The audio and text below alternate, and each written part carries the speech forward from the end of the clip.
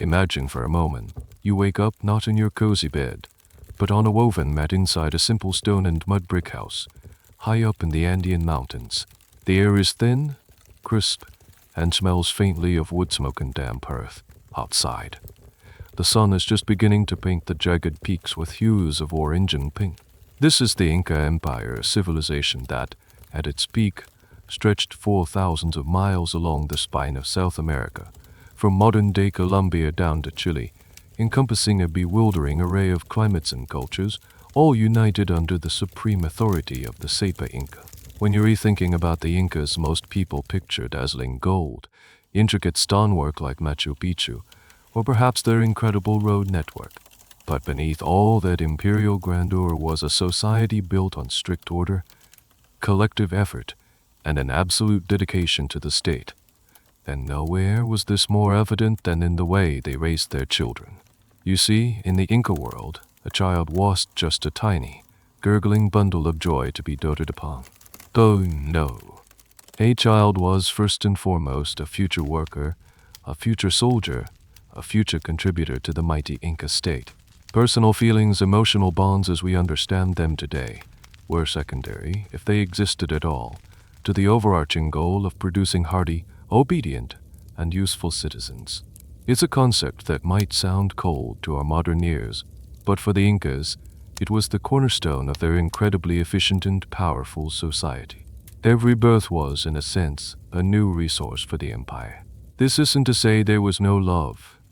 It's just that love was expressed and understood through a very different cultural lens, one where discipline and societal contribution were paramount. One of the fascinating, almost bizarre, facts about Inca parenting that historians still debate the precise implications of is the very limited physical contact new parents had with their infants.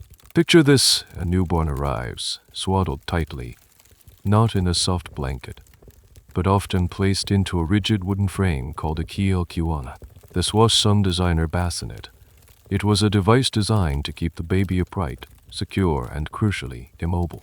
The infant was strapped in, their arms often tucked tightly to their sides, making it incredibly difficult for them to move, or even, it is theorized, to be held in the traditional sense.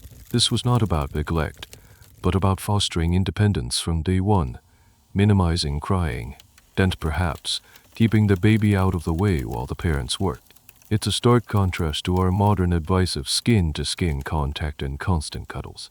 You, as an Inca baby, would spend most of your first year in this upright, confined state, observing the world around you rather than being intimately involved with it through touch. This was just a quirky custom. It was deeply ingrained in their societal philosophy. The Incas believed that too much coddling would make a child soft, weak, and unprepared for the rigors of life in a demanding environment. They needed resilience, stoicism, and a deep understanding of their place within the collective. From the moment you drew your first breath, the message was clear. You were part of something much larger than yourself, and your individual needs would always be secondary to the needs of the community and the empire. It's a perspective that shaped every aspect of an Inca child's upbringing, from their feeding schedules to their play, or lack thereof. So as you lay there in your quilqana, observing the shadows dance on the mud brick walls, you begin to understand that your journey through childhood in the Inca era is going to be less about individual expression and more about becoming a perfectly integrated, self-sufficient, and sturdy member of a truly remarkable civilization. The first lesson is simple: observe, adapt, and prepare. And the second lesson: don't expect many hugs. So, there you are, still nestled in that quilqana, a silent observer, learning the very first, tough lessons of Inca life. But let's rewind just a little, shall we?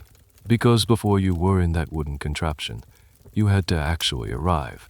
And your arrival, too, was steeped in a practicality that would make any modern birthing coach faint. Forget the dimmed lights, the birthing playlists, the carefully curated essential oils. When an Inca baby was ready to make its grand entrance, it was typically a private affair, often with just the mother, perhaps a trusted older woman, or a skilled midwife if available. Birthing was seen as a natural, if challenging, part of life, not a medical emergency requiring a full team of specialists.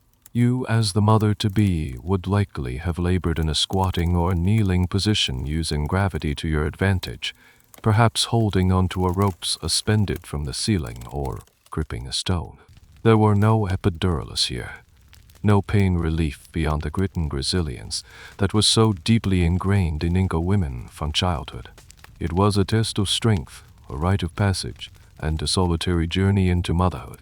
Once you were born, the first sound you'd hear wouldn't be a cooing voice or a lullaby, but perhaps the quiet, determined movements of your mother who, after the immense exertion, would begin the next immediate steps. One of the more surprising details about an Inca birth is just how quickly a new mother was expected to resume her daily activities. We're talking hours, not days or weeks after childbirth. Imagine this, the tiny, squalling newborn, have just entered the world, and your mother, with astonishing fortitude, is already attending to basic chores, perhaps preparing a meal, or even heading out to the fields. This wasn't because of a lack of care, but a profound understanding of necessity and the relentless pace of life in an agricultural society. Every hand, even a newly recovered one, was vital. It highlights just how robust and self-reliant these communities were, where the concept of a long, pampered postpartum recovery was simply non-existent. After your birth, the umbilical cord would be carefully cut, often with a sharpened piece of obsidian or a stone blade, untied. What happened to the placenta in the cord stone? Well, that's one of those fascinating little details that historians are still piecing together, and academic discussions are quite animated about. Some theories suggest the placenta was buried, perhaps under the family home, or in a special plot, symbolizing the child's connection to the land and their ancestors. Other accounts hint at it being dried and preserved, possibly for ritualistic purposes or as a medicinal ingredient. While we don't have definitive, across-the-board answers for every region of the vast Inca Empire, it's clear that this biological remnant held some significance beyond just being discarded. It was just waste, it was part of your initial entry into the world, connecting you physically to the earth and your lineage. Once you were cleaned, likely with cool water, perhaps even a brief bracing dip, and swaddled tightly, not in soft cotton but sturdy, practical llama wool or cotton cloth, you wouldn't be whisked away for skin-to-skin bonding or placed directly on your mother's chest for an hour of quiet contemplation. No, instead, you would promptly find yourself in that quilqana, the wooden cradle board we talked about, designed to keep you upright and still. This wasn't just a place to sleep, it was your primary dwelling for a significant portion of your infancy. You were strapped in, often with your arms tucked in, which limited movement and, some scholars propose, even reduced crying. A quiet baby meant a baby not attracting predators in the wild, but more importantly, a baby not distracting a working parent. The rationale behind this seemingly harsh treatment was deeply practical. The Incas lived in a challenging environment. High altitudes, fluctuating temperatures, the ever-present need for agricultural labor, these conditions demanded resilience. They believed that by limiting physical comfort and immediate gratification from birth, they were essentially inoculating their children against weakness, forging strong, uncomplaining individuals who would grow up to contribute meaningfully to the communal effort. It was a form of extreme early conditioning. You were learning from day one that the world was a place of work, discipline, and stoicism. Think about it from a biological perspective. For millennia, human infants were carried close for warmth, for protection, for frequent feeding. The Inca quilqana stands out as a radical departure from this universal norm. It suggests a society so organized, so focused on efficiency and societal roles, that even the very basic, instinctual acts of early parenting were re-engineered to fit the grand imperial design. Historians still grapple with the exact psychological and developmental impacts this might have had on generations of Inca children. Did it create adults who were emotionally detached or simply incredibly self-reliant and stoic, perfectly adapted to their societal roles? It's a question that makes you pause and consider the immense plasticity of human development and how deeply culture can shape even our most fundamental needs. So as you lay there, freshly emerged into the thin mountain air, secured in your unique wooden cradle, you are already part of a vast, disciplined system. Your cries are acknowledged perhaps, but not necessarily indulged. Your movements are restricted, not to punish but to prepare. Your life has just begun, and the lessons of the Inca Empire are already being etched into your very being. Welcome to the world, tiny future citizen. So you've just been born, given a quick clean, and now, instead of being held close, you find yourself secured within the quilqana. This was just a simple bassinet. It was a fundamental piece of Inca infant technology, designed with a very specific purpose in mind. Imagine a flat, sturdy board, usually made from wood, often with a raised footrest at one end and sometimes an arched frame over the top to protect the baby's head or hang small trinkets. You'd be placed on this board, often swaddled tightly, and then firmly strapped down with woven bands of cloth. Your arms would be tucked in, your legs secured, making movement almost impossible. You were, effectively, a tiny, immobile statue. This practice, while seemingly restrictive to our modern sensibilities, was deeply rooted in Inca practicality and their understanding of child development. From their perspective, a baby that was constantly held, swayed, or allowed to move freely was a distraction. It was a potential liability. In a society where every able body was needed for agriculture, construction, or crafts, parents couldn't afford to be constantly tending to a restless infant. The quilqana solved this problem by effectively pacifying the baby, keeping it safe, clean, and out of the way while the adults went about their demanding daily tasks. You could be hung on a wall propped against a corner, or even carried on your mother's back while she worked in the fields, all while remaining upright and securely contained. This unique mode of transport made the quilqana an ingenious, multifunctional tool for busy Inca parents. One of the more fascinating and sometimes unsettling aspects of the quilqana was its potential impact on an infant's physical development. Due to the constant pressure on the back of the head from lying flat against the board, many Inca children developed a flattened occipital bone, a distinct characteristic visible in skeletal remains. While some cultures practiced intentional cranial deformation for aesthetic or social reasons, for the Incas, this was likely an unintended consequence of their child-rearing methods, a byproduct of extreme practicality rather than a deliberate cosmetic choice. It's a subtle physical marker that, thousands of years later, tells us a story about their everyday lives. Imagine your aegis growing, your skull still soft, and the very cradle you spend most of your early life in is subtly reshaping your head. It's a testament to how profoundly culture can influence even the most fundamental aspects of our physical being. The quilqana was just about physical restraint. It was also a tool for sensory regulation.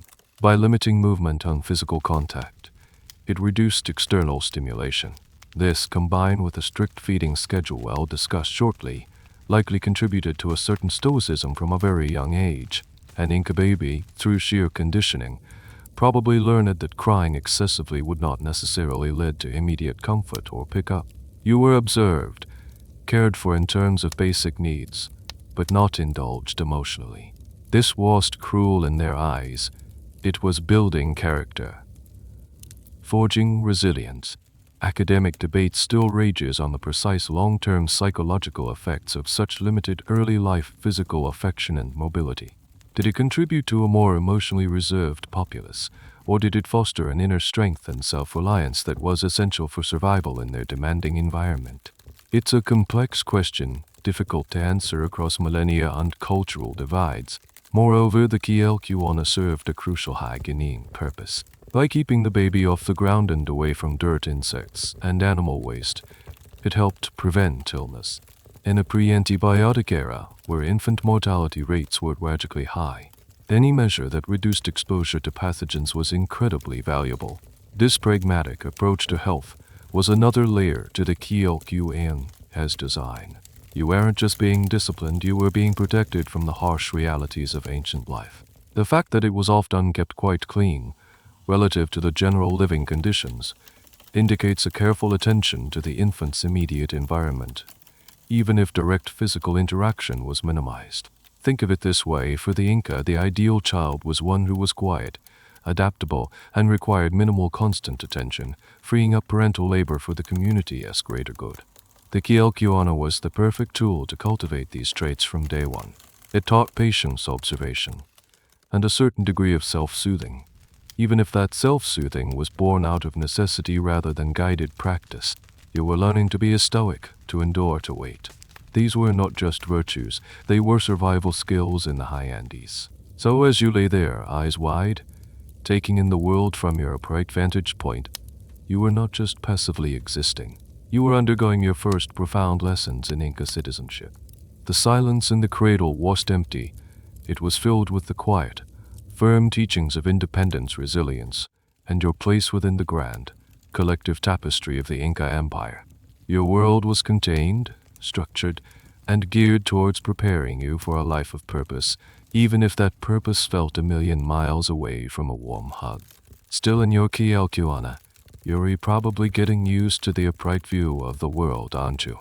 By now, you might have noticed a pattern that feels, well, a little distant. This isn't just about the wooden cradle, it's about a foundational principle of Inca parenting. The deliberate minimization of physical affection and immediate emotional gratification. Forget the constant cuddles, the soothing rocking, the endless stream of goo-goo-gaw gas that modern parents shower on their newborns. In the Inca Empire, the philosophy was simple: no excessive cuddles, just rules. And the rules were clear. You were to be hardy, resilient, and useful. Imagine you cry out, perhaps because you're hungry, or cold, or just want some attention. Your mother or another caregiver approaches, but instead of sweeping you up into a warm embrace, they methodically check your needs. Are you wet? They'll change you. Are you due for a feeding? They'll offer you the breast. But that lingering hug, that gentle sway, that prolonged eye contact designed purely for bonding, those were largely absent. It was that Inca parents were heartless or didn't care for their children. It was that their care was expressed through practicality and preparation, rather than what we might consider emotional warmth. Their love was demonstrated by ensuring your survival and your future contribution to the ALLU, the community. This was a society where sentimentality took a back seat to the demands of a high-altitude, agriculturally intensive existence. One of the more peculiar details that sometimes crops up in discussions about Inca parenting is the theory that they actively discouraged crying. While it's hard to definitively prove how they managed this without historical records explicitly detailing crying prevention techniques, archaeological findings and later Spanish accounts hint at a culture that valued stoicism from an early age. Imagine if every time you cried, instead of being picked up, someone simply spoke to you in a calm, firm tone, or perhaps gave you a small, non-stimulating object to focus on. The idea was to teach you, even as an infant, that distress would not necessarily result in immediate physical comfort, but rather a practical solution to the underlying problem. This, they believed, built an early foundation of resilience, teaching you to endure discomfort without complaint. It was less about emotional neglect and more about conditioning you for a life where physical and emotional toughness were paramount. You were learning to self-soothe, not because you wanted to, but because you had to. This disciplined approach was deeply interwoven with the fabric of Inca society.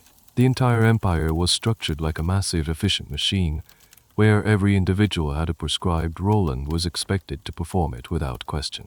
From childhood, you were being molded into a reliable cog in this machine. The Incas believed that an overly indulged child would grow into a soft and disciplined adult, unprepared for the rigorous physical labor, strict social hierarchy, and potential military service that awaited them. Their parenting style was, in essence, a prolonged, high-stakes training program designed to produce productive citizens who prioritized the collective good over individual wants. The stark contrast with modern attachment parenting philosophies, which advocate for constant physical closeness and responsiveness to a child's every emotional cue, is truly astounding. Modern psychologists emphasize the crucial role of early physical contact and responsive care in fostering secure attachment, emotional regulation, and healthy brain development. So it's a massive point of academic debate among anthropologists, historians, and child development experts. What were the long-term psychological effects of such a physically detached, rule-driven infancy on Inca adults? Did it lead to a stoic, less emotionally expressive population? Or did it create individuals who were simply incredibly self-reliant, resilient, and perfectly adapted to their unique societal demands, with their emotional lives expressed in ways we simply don't understand through our modern lens. The answers are complex and largely speculative, but they force us to confront our own cultural biases about what constitutes good parenting. For the Inca, there was a profound logic to their methods. If you grew up knowing that immediate comfort wasn't always available, that you were expected to endure, and that your role was to contribute to the greater good, you became a more adaptable and reliable member of the community. This wasn't about love or its absence. It was about preparing you for a harsh reality, a life of duty, and a destiny intertwined with the powerful Inca state. You were being raised to be tough, not tender. You were learning that the most profound expressions of care often came not through a hug, but through the structure and discipline that ensured your survival and the flourishing of your entire society. So as you lay there watching the world go by from your upright perch, you were absorbing fundamental lessons: self-sufficiency, stoicism, and the unyielding importance of discipline. These were the lessons that built an empire, one quiet, uncuddled baby at a time. Okay, so you're snugly, or rather, stably ensconced in your quilqana, getting used to the lack of spontaneous cuddles. You've learned that crying isn't necessarily a direct ticket to a warm embrace. Now, let's talk about something truly fundamental to your survival as an Inca infant: food. And here again, the Inca approach diverged sharply from what we consider normal today. Forget on-demand feeding or letting the baby guide the meal times. In the Inca Empire, your feeding schedule was strict, precise, and utterly non-negotiable. It wasn't about intuition, it was about clockwork. Imagine you feel a pang of hunger. Perhaps you let out a little whimper, but you quickly learn that the breast won't be offered until a specific time is past. Inca mothers, with their intimate knowledge of traditional practices, breastfed their infants, but not whenever the baby fussed. Instead, there was a rigid routine, often with feedings occurring at fixed intervals throughout the day and night.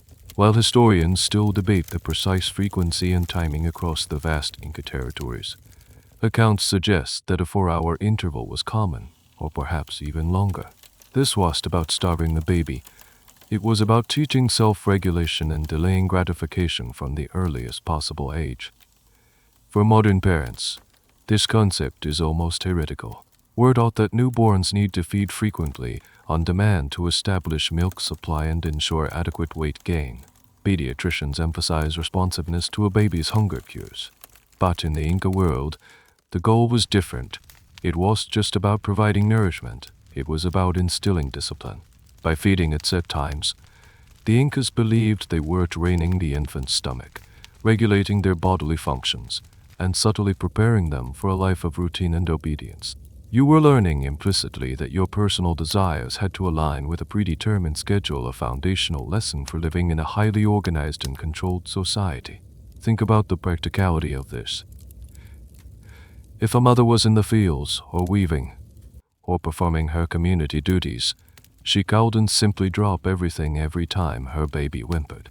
A set schedule allowed her to plan her day, to integrate infant care into her demanding workload without constant interruption. It reinforced the idea that the needs of the collective, the community, the family's labor contribution often superseded the immediate, individual desires of the infant. This was neglect. It was efficiency and societal adaptation in action. As you grew slightly older, the introduction of solid foods would also follow a structured pattern. Weaning generally happened much earlier than it does in many modern societies, often around 18-24 months, or even sooner depending on circumstances. And when solid foods were introduced, they weren't the pureed carrots or soft rice cereal you might imagine. Inca infants would likely be introduced to soft, pre-chewed maize, potatoes, or quinoa, staples of their diet. A common practice was for the mother or another caregiver to chew the food first, then offer it to the baby, pre-digested and softened for easy swallowing. This seems a bit peculiar to us, doesn't it? But it was a practical, hygienic way to prepare food for an infant without blenders or baby food processors, ensuring they got the necessary nutrients. It also meant you were getting exactly what the adults were eating, just in a more manageable form, Another way you were integrated into the family as shared reality from a very young age.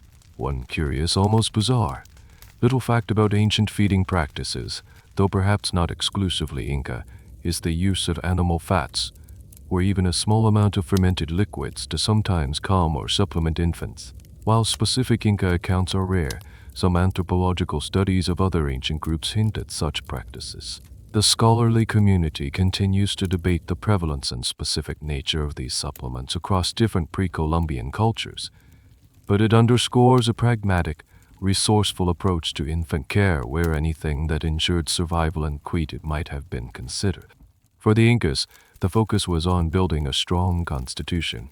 Early weaning and the introduction of solid, hearty foods were seen as critical steps in toughening up the child, preparing their digestive system for the staple, robust diet of an adult Inca. So as you lay in your quilqana, awaiting your next scheduled meal, you weren't just waiting for food. You were waiting for another lesson in self-control and societal rhythm. Every scheduled feeding, every moment of disciplined waiting, was a quiet reinforcement of the Inca way of life, order, efficiency, and the disciplined integration of the individual into the collective whole. You were learning to conform, to adapt, and to understand that the world operated on a schedule far grander than your immediate hunger pangs. All right, you've survived the birth. You're accustomed to your quilqana, and you're learning the subtle art of waiting patiently for your next meal. You're growing, observing, and silently absorbing the stoic lessons of your early life. But there's a truly memorable, and frankly, rather bracing, milestone awaiting you, your naming ceremony. And for an Inca baby, this was just about choosing a pretty name. It involved a ritualistic, and quite literally, chilling bath in a cold stream. Imagine this, you're just a few months old, perhaps 8 months to a year, still mostly in your quilqana. One day, a special atmosphere permeates the village. This isn't just another day of quiet observation. It's the Rutakuchiki ceremony, your first hair cut and a crucial step in your formal introduction to the community. While the main event might be the haircut, the most impactful, and perhaps shocking part for you, the infant, is the preceding ritual cleansing. You are carefully removed from your quilqana, probably for one of the few times since your birth, and carried to a nearby river or stream. The water, fed by melting Andean glaciers, is absolutely frigid. We're talking ice cold, bone-chilling water that would make most modern adults yelp. And into this bracing water you go. Not a gentle splash, but a proper, if quick, bath. This wasn't a leisurely soak. It was a shock to the system, a ritualistic purification, and undoubtedly, your first real encounter with the raw and tamed elements of the Andes. This cold bath served multiple purposes.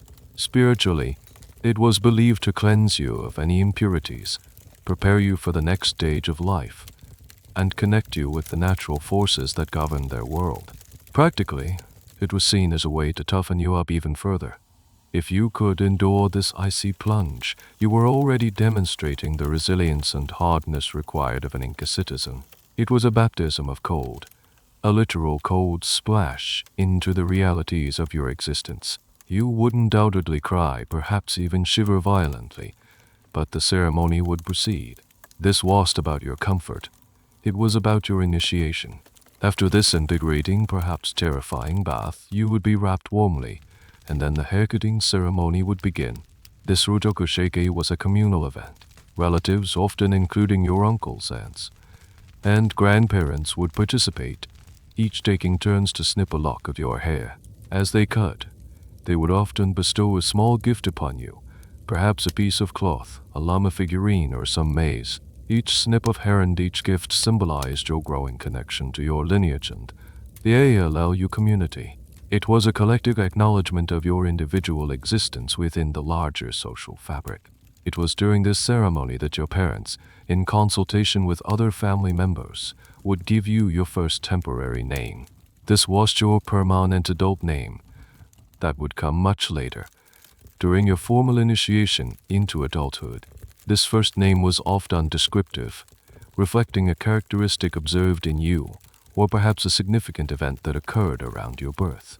For example, you might be named after an animal if you were particularly active, or a certain type of plant if you were quiet. This temporary name would be what you were called throughout your childhood, until you earned your adult name through demonstrated ability and responsibility. The exact origin and evolution of the Rutakushiki ceremony are still subjects of ongoing academic research, with scholars seeking to understand its deeper symbolic meanings and regional variations across the vast Inca Empire. The significance of this cold bath and naming ceremony cannot be overstated. It was your public announcement, your formal presentation to the community, and a powerful reinforcement of the Inca ethos.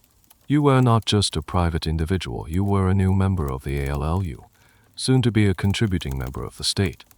The cold bath was a physical and symbolic shock, preparing you for a life where comfort was not guaranteed, but resilience was expected. The communal haircut and gift-giving solidified your ties to your extended family and reinforced the idea that your identity was intertwined with theirs. So, as you shiver slightly from the memory of that icy stream, and perhaps touch the spot where your first locks of hair were ceremoniously cut, you realize that your journey through Inca childhood is a series of deliberate, often challenging rites of passage. Each step, from the cuilqana to the strict feeding, and now this cold naming ceremony, is meticulously designed to mold you into the type of citizen the Inca Empire needed. Strong, stoic, and deeply connected to your community and its demands. You are being shaped, not by gentle hands, but by the firm, pragmatic hand of an empire that understood the power of collective purpose from birth. Now that you've had your chilly introduction to society and received your first name, the real training in independence begins. You've been weaned from the breast relatively early, and you're starting to move around on your own. But in the Inca world, learning to walk was just a cute developmental milestone to be applauded and documented with a million photos. It was the first step towards self-sufficiency, and your parents' approach to this stage was, you guessed it, intensely practical and hands-off. Forget baby-proofing the house, with soft corner guards and delp-lit covers. The Inca home, a simple stone and mud brick structure, was a functional space, not a playground. As you began to crawl, you weren't constantly shadowed by a hovering parent ready to catch you at the slightest stumble. Instead, you were largely left to your own devices. The Incas believed that the best way for a child to learn was through direct experience. If you touched something hot, you'd learn not to touch it again. If you tumbled over a rock, you'd learn to be more careful. It was a philosophy of natural consequences in its most unadulterated form. One of the more surprising details about Inca toddlers is how they were encouraged to walk. Instead of holding their hands and guiding their wobbly steps, Inca parents would often dig a small pit in the floor of their dwelling. This pit, about waist deep for a toddler, would serve as a kind of playpen. You'd be placed inside, and it would keep you safely contained while your parents worked. But more importantly, it encouraged you to pull yourself up. You could use the sides of the pit to brace yourself, to test your leg strength, and to practice standing, all without an adult's direct intervention. It was a brilliant, low-tech solution that fostered independence and physical development simultaneously. Once you could successfully pull yourself out of the pit, you were considered ready to roam more freely. This approach was consistent with everything you'd experienced so far. The goal was to make you self-reliant as quickly as possible. You weren't babied or coddled. You were expected to learn, to adapt, and to become a contributing member of the household at an astonishingly early age. As soon as you could walk steadily, you would be given small, simple tasks. It might be something as basic as carrying a piece of kindling to the fire, shooing away a chicken from the corn storage, or fetching a small tool for your father. These weren't chores in the modern sense. They were your first introductions to work, to your role within the family unit. The toys you played with, if you had any, were not designed for entertainment but for education. A little boy might be given a miniature spear or a sling, not just for fun, but to practice skills he would need as a future hunter or soldier. A little girl might be given a small spindle and some llama wool, her first introduction to the vital art of weaving that she would be expected to master. Play and work were not separate categories. They were seamlessly integrated, with play being simply a scaled-down version of adult responsibilities. The exact age at which children were assigned specific formal tasks is still a subject of academic discussion, but as it likely varied by region, family status, and the child's individual capabilities. But the principle remained the same.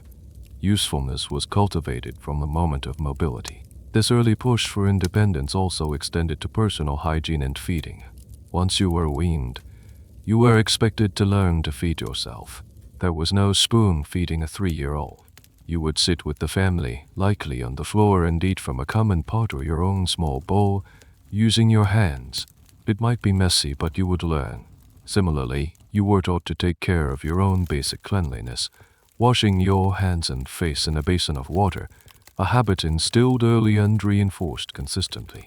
This entire system was designed to create a child who was not a burden. In a society where survival depended on everyone's contribution, a dependent, helpless child was a strain on resources. By fostering independence from the moment you could crawl, the Incas ensured that children quickly became assets rather than liabilities. It was a starkly utilitarian approach, but one that was perfectly suited to their environment and societal structure. So, as you take your first wobbly steps, not into the waiting arms of an anxious parent, but on the hard-packed earth floor of your home, you are learning a profound lesson. You are learning that you are responsible for your own body, your own safety, and soon, your own contribution. The world is not a cushioned playground, but a place of work, of duty, and of challenges to be overcome. And you are expected to face it on your own 2 feet, as soon as you possibly can. So you're now a toddler, toddling around your family's dwelling, learning the hard lessons of cause and effect. You've discovered that stumbling hurts and that some things are best left untouched. In this environment of hands-off parenting, you're also learning another crucial lesson, one that started in your quilqana. Your cries will not be indulged. The Inca philosophy on this was simple and unwavering. Silence is golden, especially when it comes to children. Crying was not seen as a valid form of emotional expression, but rather as a sign of weakness, a nuisance, and something to be swiftly and firmly discouraged. Imagine you're 8-year-old, and you trip and scrape your knee. Your instinct is to wail, to seek comfort and sympathy. In a modern household, this would likely be met with kisses, bandages, and soothing words. In an Inca household, the reaction would be starkly different. Your parent might glance over, see that the injury is not serious, and then pointedly ignore your crying. Or worse, you might receive a stern look or a sharp word, a clear signal that your outburst is unwelcome. This wasn't about being cruel, it was about teaching emotional fortitude. The message was clear: pain is a part of life, and you are expected to endure it with stoicism and composure. Complaining was not a virtue. This cultural distaste for crying extended beyond physical pain. If you were having a tantrum because you didn't get your way, the response would be even more severe. Such displays of selfish desire were completely unacceptable in a collectivist society.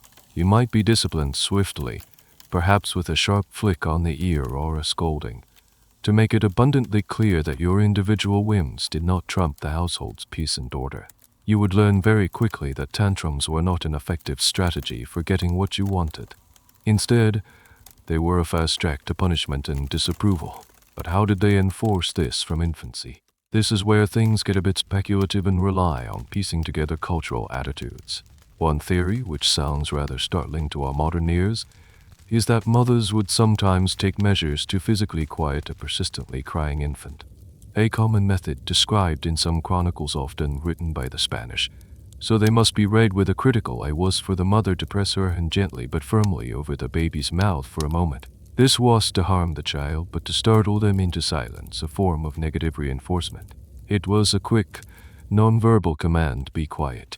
Over time, the infant would associate crying with this unpleasant sensation and would learn to suppress the urge. The extent to which this specific practice was widespread, or just an isolated observation, is a matter of intense academic debate, as it paints a picture of infant care that is profoundly alien to us. Another, less direct method was simply consistent non-response. As you learned from your time in the quilqana, crying didn't necessarily bring a warm body or a comforting voice. It brought a practical check. Are you wet? Are you hungry? If the answer was no, then your crying was deemed unnecessary and it would be ignored. This conditioning, starting from your first weeks of life, would have a powerful effect. You would learn that emotional distress for its own sake was not a currency that could be exchanged for attention. The rationale behind this was deeply embedded in their worldview. The Andes were a majestic but dangerous place. A crying baby could attract predators, whether animal or human. A quiet child was a safe child. Furthermore, in a society that valued discipline, order, and collective harmony above all else, a noisy, demanding child was a disruptive element. By teaching children to be quiet and composed, parents were instilling core cultural values from the very beginning. They were molding children who would grow into disciplined soldiers, diligent workers, and obedient citizens who understood their place in the rigid social hierarchy. So as you grow up, you internalize this lesson profoundly. You learn to swallow your tears, to push past minor pains, and to keep your frustrations to yourself. Emotional expression becomes a private affair, not a public spectacle. This doesn't mean you don't feel sadness or fear or anger. It just means you learn to manage those feelings internally without seeking external validation or comfort. You develop a tough exterior, a placid face that masks the inner workings of your mind. You become, in essence, the ideal Inca citizen, resilient, uncomplaining, and emotionally self-contained. Your silence is not emptiness, it is a sign of strength, a testament to the rigorous, uncompromising training you have received since the moment you were born. You're now a sturdy, self-reliant toddler, walking with confidence and learning to keep your complaints to yourself. The next major milestone on your journey from infancy to childhood is weaning. And just like every other step so far, the Inca approach to this was swift, decisive, and devoid of sentimental fanfare. There was no gradual transition, no slow reduction in feedings, no comforting sippy cups with warm milk. When it was time to say goodbye to the breast, it was a clean and final break. Typically, around the age of 2, sometimes earlier, your mother would decide that the time for weaning had come. This decision was usually based on your readiness or emotional needs. It was a practical matter. Perhaps she was pregnant with your younger sibling, or maybe it was simply deemed that you were old enough and strong enough to subsist entirely on solid food. The Inca had a keen understanding of population and resources, and ensuring a mother could soon bear another child to contribute to the ALLU was a significant factor. Your continued breastfeeding was, in a sense, an obstacle to the family-s and community-s growth. The method of weaning was startlingly direct. To make the breast unappealing, your mother might apply something bitter or unpleasant tasting to her nipples. This could be the juice of a bitter herb, a smear of chili pepper paste, or some other naturally occurring foul-tasting substance. Imagine you go for your customary comfort and nourishment, and instead of the familiar taste, you're met with a shocking, unpleasant flavor. It would be confusing, upsetting, and deeply effective. After 1 or 2 such experiences, you would quickly learn to associate the breast with this negative sensation and would voluntarily refuse it. This technique, while sounding harsh, was incredibly efficient. It eliminated the long, drawn-out process of emotional negotiation that often accompanies weaning in modern cultures. There was no room for pleading or tantrums. The decision was made, the method was applied, and the transition was complete, often within a day or 2. It was another tough lesson in the unyielding nature of reality in your world. You were not consulted, you were simply guided, firmly and irrevocably, into the next stage of your development. Once weaned, you were fully expected to eat the same food as the adults, just in smaller portions. Your diet would be simple but nutritious, centered on the staples of the Andes. You'd be eating potatoes and sweet potatoes, which came in a staggering variety of shapes, sizes, and colors. You'd have hearty quinoa, a super grain packed with protein, and maize corn, which was often toasted, boiled, or ground into flour for bread and porridge. Depending on your family's location and status, you might also have beans, squash, and occasionally a small amount of meat, likely llama or alpaca, or perhaps guinea pig cuy, which was a common household source of protein. There were no kids' meals or special preparations. You ate what the family ate, reinforcing your status as a small but integral part of the family unit. One interesting, and slightly quirky, detail about the Inca diet that you would have been introduced to at this stage is the concept of chuno. This was a type of freeze-dried potato, a brilliant invention for food preservation in the high Andes. To make chuno, potatoes were spread out on the ground and left to freeze in the cold mountain nights. During the day, the sun would thaw them, and people would walk on them to squeeze out the water. This process was repeated for several days until the potatoes were completely dehydrated, light, and rock hard. They could then be stored for years without spoiling. To eat them, you would rehydrate them in water and use them in stews and soups. For you, a newly weaned child, a warm soup made with chuno would have been a staple, a comforting uncalorie-dense meal that connected you to a food tradition stretching back generations. Historians and archaeologists are still actively studying the precise nutritional composition of the average Inca child's diet and its impact on growth and development. While it was clearly sufficient to build a powerful empire, questions remain about regional deficiencies, the exact age of weaning in different social strata, and how these factors contributed to overall infant mortality rates. This abrupt weaning process, combined with the immediate transition to the adult diet, was yet another pillar in the construction of your Inca identity. It severed one of your last remaining ties to the dependency of infancy. It taught you, in no uncertain terms, that comfort was temporary and that you were expected to adapt quickly to new realities. You were no longer a baby to be nourished by your mother's body. You were a child, responsible for feeding yourself from the communal pot, sharing the same sustenance that fueled the workers, soldiers, and leaders of the empire. Every meal was a quiet reminder of your new status and your integration into the broader world of work and responsibility. Now that you're fully weaned and walking, your world begins to expand beyond the four walls of your home and the small pit in the floor. But this expansion isn't into a world of playgrounds and carefree exploration. No, your little feet are now set upon the path of purpose. From the moment you can walk steadily, you are seen as capable of contributing.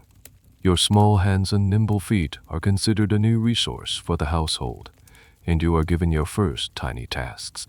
These aren't symbolic chores, they are genuine, albeit small-scale, contributions to the family's survival and productivity. Imagine you're 83 years old. Your day might start by being asked to fetch a few sticks of kindling for the morning fire. It's a simple task, but it's real work. You have to find the right size sticks, carry them back without dropping them, and place them by the hearth. You are contributing to the family's warmth and their ability to cook. As you get a little older, maybe 4 or 5, your responsibilities grow. You might be tasked with scaring birds away from the drying maize, a crucial job to protect the family's food supply. You'd spend hours in the sun, waving your arms or shaking a noisemaker, a tiny, diligent guardian of the harvest. For a young girl, one of your earliest tasks would likely involve the lifeblood of Inca textile production, spinning thread. You would be given a small, simple drop spindle and a tuft of llama or alpaca wool. Sitting beside your mother or grandmother, you would learn to twist the fibers into a continuous, even thread. At first, your thread would be lumpy and weak, but with endless practice, your small fingers would become deft and skilled. This was just a way to keep you busy. You were producing something tangible and valuable. The thread you spun would be woven into the cloth that clothed your family, paid their taxes to the state, and formed a cornerstone of the Inca economy. A young boy, on the other hand, might be sent to help his father in the fields. Your first job might be to follow behind him as he tills the soil with his chuck with a CLA type of foot plow, picking out stones and weeds from the furrow. Or perhaps you'd be responsible for watching over the family's small herd of guinea pigs, making sure they didn't wander off. You might even be taught to set simple traps for small birds or rodents, contributing directly to the family's protein intake. Your small stature was an advantage, allowing you to move through dense underbrush or reach into small spaces. One of the more fascinating and slightly eyebrow-raising chores for young children was collecting tiacua, or dried llama dung. In the high, treeless plains of the Andes, wood was scarce. The primary fuel for cooking and heating was this dried dung, so a significant portion of a child's day could be spent roaming the pastures, gathering these valuable dung cakes in a small sack. It sounds unpleasant to us, but for an Inca child, It was a vital contribution, a way of literally gathering the energy needed to sustain the household. It's a stark reminder of how resourcefulness was woven into the very fabric of their daily lives. Historians and archaeologists continue to debate the exact age at which these childhood tasks transitioned from informal help to a formal, state-recognized labor category. The Inca state had a highly organized system of age-based labor obligations, and it's believed that even children from the age of 5 were categorized and expected to perform duties commensurate with their abilities. The famous illustrated manuscript by Guam and Poma de Ayala, a 17th-century indigenous nobleman, depicts these age grades, showing children performing specific tasks like gathering firewood, spinning, and hunting birds. This early introduction to work served several purposes. First, it was practical. Every hand, no matter how small, contributed to the family's well-being. Second, it was educational. By performing these tasks alongside your parents, you were learning the essential skills of survival and your future adult role through direct, hands-on apprenticeship. You weren't learning about farming from a book. You were learning it by feeling the soil in your hands. You weren't learning about weaving in a classroom. You were learning it by mastering the feel of wool and the rhythm of the spindle. Finally, and perhaps most importantly, it instilled the core Inca value of an eye or reciprocity. You learn it from a very young age that you were part of a system of mutual obligation. You contributed to the family, and the family provided for you. This principle extended outwards to the community ALLU and ultimately to the state. Your small tasks were the first building blocks of your identity as a productive, responsible member of a vast, interconnected society. Your little feet weren't just wandering. They were walking a path of duty, purpose, and contribution, one small, essential task at a time. As you grow, your tiny tasks gradually become more significant, and you start to realize something profound about your upbringing. Your parents, while they are your primary caregivers, are not your only parents. In fact, the entire community or ALLU has a hand in raising you. This concept of collective child rearing is a cornerstone of Inca society, and it means that you are surrounded by a web of authority, guidance, and social pressure that extends far beyond your immediate family. The ALLU was the fundamental social unit of the Inca Empire. It was essentially an extended family or clan, a group of families who lived in the same area, worked the same land, and traced their lineage back to a common ancestor. Your identity was deeply tied to your ALLU, and within this close-knit community, the responsibility for raising children was shared.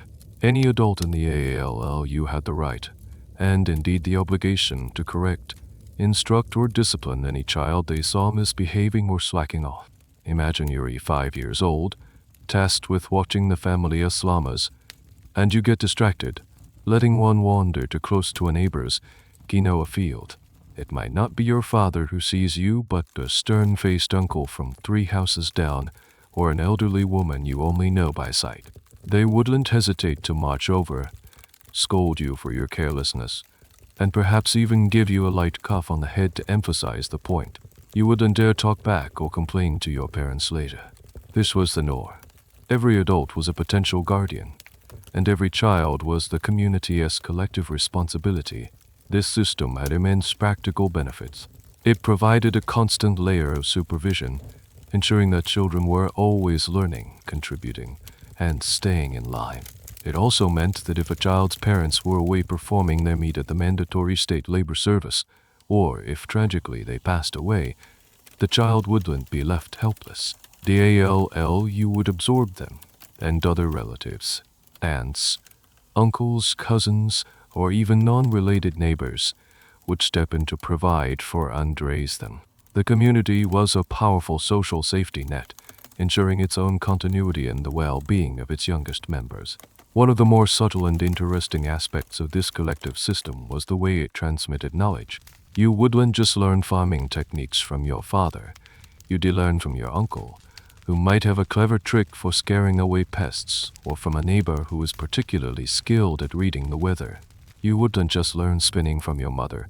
You'd learn from your grandmother, who knew the old patterns, and from the other women in the community, each with their own specialized knowledge. Your education was a rich tapestry woven from the skills and wisdom of the entire ALLU. This decentralized, community-based learning was incredibly resilient and effective, ensuring that vital cultural and practical knowledge was passed down through multiple channels. The precise legal and social mechanics of this shared responsibility are still a subject of scholarly interpretation. While the principle of communal oversight is well documented, the exact hierarchy of authority, for instance, whether an uncle's word carried the same weight as a father's, is less clear and likely varied. Was there a formal process for adopting an orphan child, or was it an organic absorption into a relative's household? These are the nuanced questions that historians, drawing on archaeological evidence and colonial chronicles, continue to explore. This system of collective parenting profoundly shaped your understanding of self and society.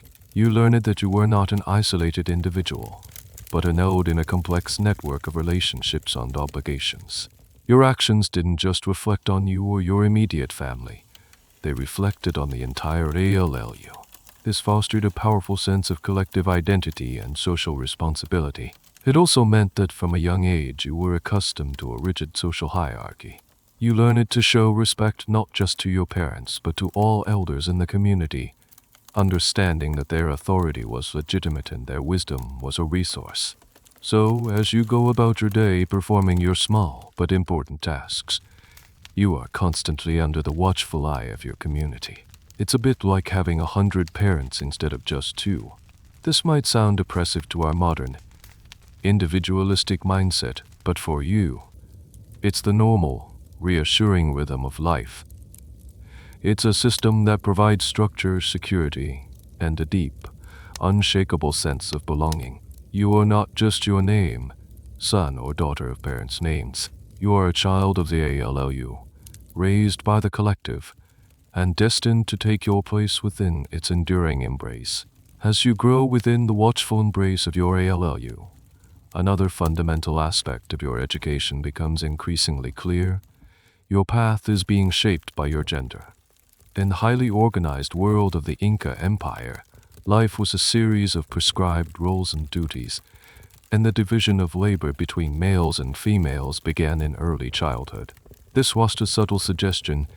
It was a co-organizing principle of your society, woven into every task you were given and every skill you were taught. From as early as 5 or 6 years old, your play and your chores would have started to diverge significantly from those of the opposite sex. If you are a boy, your world begins to orient outwards, towards the fields, the herds, and the horizon. Your father and uncles start teaching you the masculine arts. You learn the proper way to use the chalkwood acla, the Andean foot plow, feeling the rhythm of tilling the soil. You learn how to identify different types of potatoes and how to store them properly to prevent rot. You graduate from watching the guinea pigs to helping manage the family's llamas and alpacas, learning how to guide them to pasture and protect them from predators like foxes or pumas. You are also introduced to the tools of men. You might be given a small, lightweight sling or rock and taught how to use it with accuracy. This isn't just a toy. The sling is a versatile tool for hunting birds and small game, and a deadly weapon in warfare. You would spend countless hours practicing, aiming at targets, learning to judge distance and wind. You'd also learn how to make basic tools, how to cord rope from plant fibers, and perhaps the rudiments of construction, how to mix mud for mortar or lay stones for a wall. Your entire upbringing is geared towards making you a productive farmer, a capable herder, and a potential soldier for the Sepa Inca. If you are a girl, your world orients inwards towards the hearth, the loom, and the internal economy of the household. Your domain is the domestic sphere, but this was no less complex or vital than the men's work. Your primary and most important education is in the art of weaving. From the moment your tiny fingers could manage a spindle, you have been spinning thread. Now as you grow, you graduate to the backstrap loom, a simple but incredibly versatile device. You learn to warp the threads to pass the shuttle, and to use the heddle to create intricate patterns. Weaving wasn't just a craft. It was a sacred duty and a cornerstone of the Inca economy. The cloth you produced would be used for your family as clothing, for blankets, and for sacks to store grain. But more importantly, Finely woven textiles come by were a form of wealth, more valuable than gold or silver. They were used as offerings to the gods, as gifts to seal political alliances, and as a form of tax payment to the state. Your skill as a weaver directly contributed to your family's status and their ability to meet their obligations to the empire. A girl who was a master weaver was a huge asset to her family and a highly desirable marriage partner. Beyond weaving, you would learn all the other arts of the household. You'd learn how to cook, how to prepare maize and potatoes in dozens of different ways, and how to brew chicha, the ubiquitous fermented corn beer that was a staple of daily life and religious ceremonies. You'd learn about medicinal herbs, how to care for younger siblings, and how to maintain the cleanliness and order of the home. Your education is a comprehensive training program for becoming the manager of a household, the producer of essential goods, and the anchor of the family unit. A strange but telling detail of this gendered education relates to hair. For both boys and girls, long hair was the norm and was cared for meticulously. However, the styling could signify different things. For a girl, her hair, often worn in long braids, was a sign of her femininity and eligibility. For a boy, hair was also important, but would eventually be cut in specific ways during rites of passage to signify his changing status. The precise symbolic meaning of different hairstyles and adornments is a complex topic that archaeologists and ethno-historians are still piecing together, but it's clear that even personal grooming was part of this gendered social signaling. This strict division of labor was seen as restrictive or unequal in the way we might view it today. It was seen as complementary and necessary for the harmonious functioning of society. Men's work and women's work were both considered essential.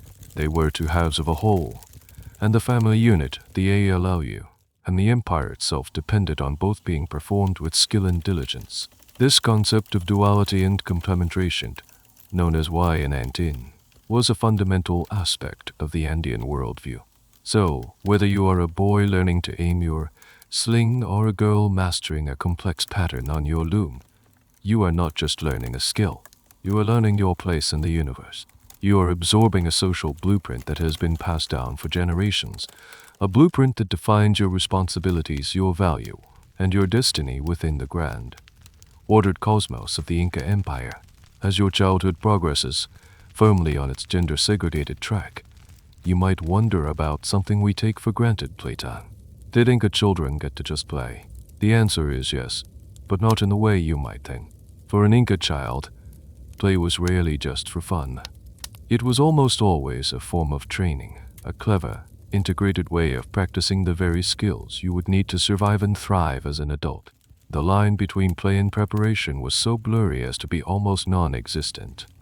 Imagine a group of young boys, perhaps 7 or 8 years old, running and shouting in a field. From a distance, it looks like a simple game of tag. But look closer. They aren't just running, they're engaged in mock battles. They have their small, practice slings and are launching pebbles at targets, or perhaps at each other in a boisterous, if slightly painful, game that hones their aim and agility. They might wrestle, testing their strength in learning basic combat maneuvers.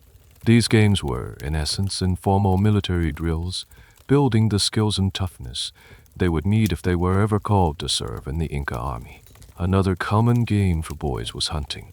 They would form small groups and venture into the surrounding hills to hunt birds and small mammals with their slings and simple traps.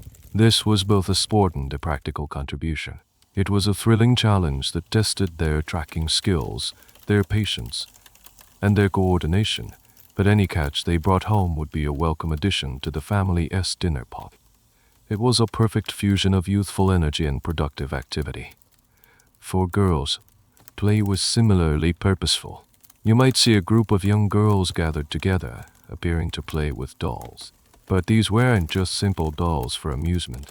Often, the girls would be practicing the skills of motherhood, swaddling the doll, carrying it on their back in a miniature shawl caperonne, and pretending to feed it. More importantly, they would be creating intricate new clothes for their dolls. This play was actually a low-stakes environment for practicing their weaving and sewing skills.